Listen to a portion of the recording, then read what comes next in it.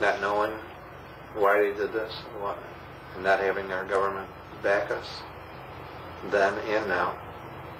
It's an open sore. It's festering to this day. It's not going away. I think it's important that we do have an investigation. I would never give up on that until I'm too old to come to these things. It needs to be done. Pete Bucher from the Pueblo said he wouldn't even have gone if he could have known what really happened to us. All he knew was some piddly little thing he heard about on the news. In late 1991, Dwight Porter, who was ambassador to Lebanon during the 1967 war, told columnists Evans and Novak that immediately after the attack on the Liberty, the CIA station chief handed him intercepted messages between the Israeli war room and their planes. The pilots were given orders to attack the ship, and they replied immediately that it was an American ship.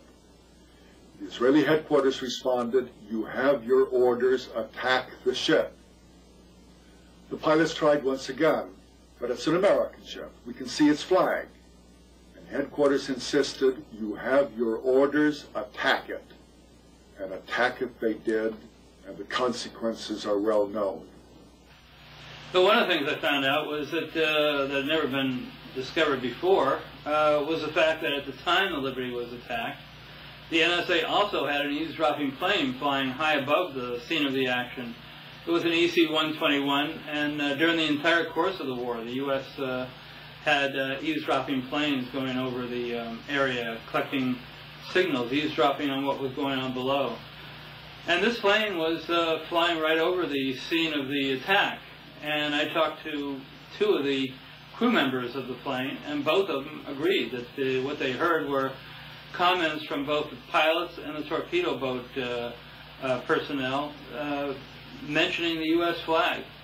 Now that flies in the face of what the Israeli explanation says. The Israeli explanation says nobody on either the planes or the ships ever saw a U.S. flag. Evans and Novak got further confirmation of the Israeli attack from an American-born Israeli major, Seth Mintz, who was in the Israeli war room at the time of the attack. He told the reporters, quote, "Everyone felt that it was an American ship and that it was the Liberty. There were comments about the markings, about the flag. Everybody in the room was convinced it was an American ship," unquote. Mintz told Evans and Novak that the Israelis were guilty of an outrage. True. But the American suppression of the truth was an equal outrage. Well, at the time, the Liberty was off the coast of the Sinai, off the coast of where El Arish was on the Sinai Peninsula.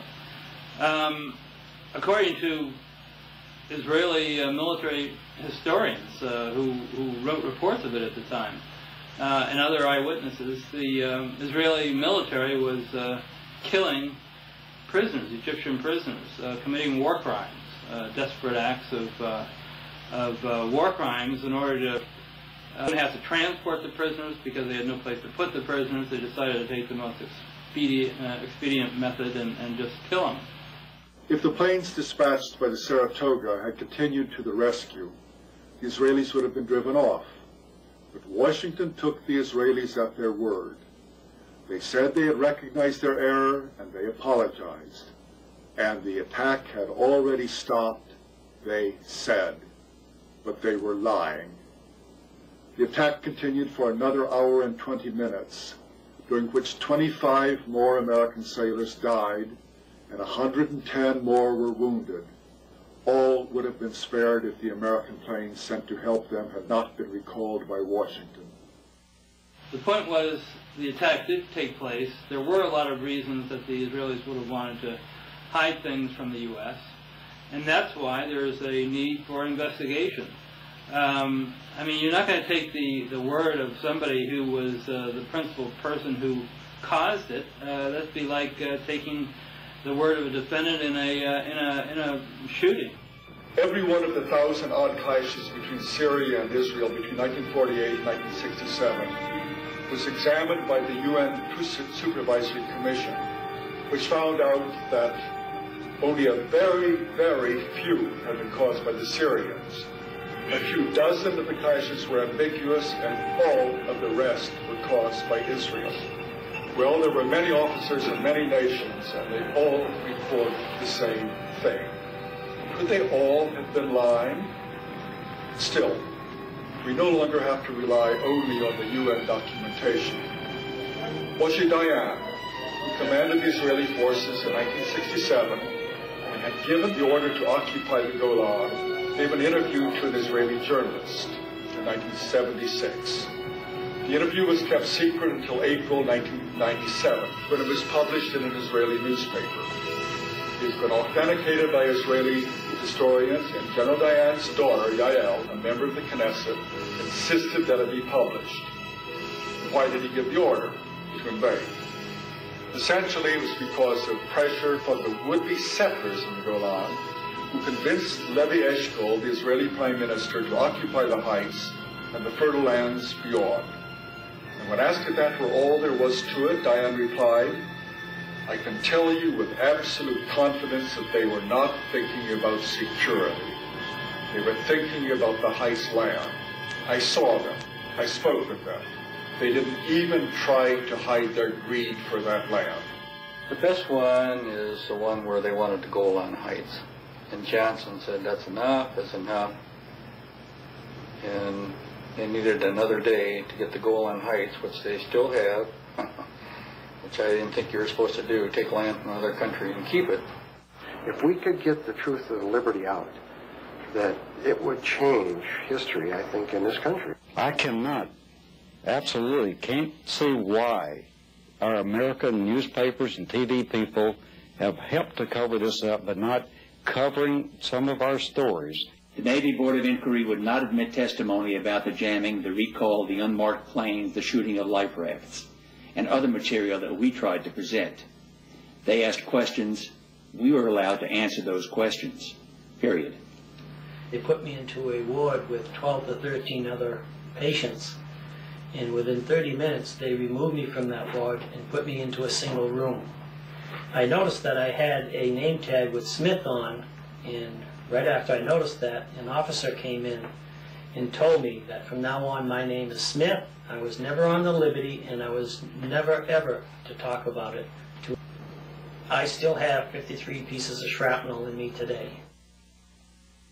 Never before has the U.S. Navy ignored eyewitness testimony of American military to accept on faith the story told by their attackers. Certain entries in the ship's log of June 8th have raised serious questions. Nobody knew who was wounded or how severely. This had not been established until days after reaching Malta. The log also minimized the duration of the attack by over an hour and a half, conveniently fitting the Israeli version. It then documented the number of wounded not as the actual 172, but at the widely published media figure of 75. There should be a congressional committee, both Senate and House, to examine all the data available. And it's getting late to do this because, like McGonigal, God bless his soul, is gone. I know that Bill was on board the USS Liberty, and the ship was off the coast at Gaza Strip, as I recall, and yet our government put it in writing in the United States Senate book of Congressional Medal of Honor recipients that he received his medal for action in Vietnam. Now, to me, that is one of the worst cover-ups in American history. How low can our government go? And it's something I'd like to see totally investigated and a closure of this issue, because I think President Johnson was the villain on it. I think he recalled the people that were to defend this ship.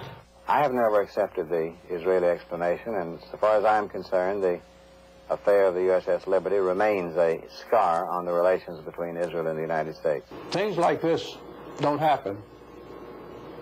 Things are caused to happen. There must be some reason why more is not known.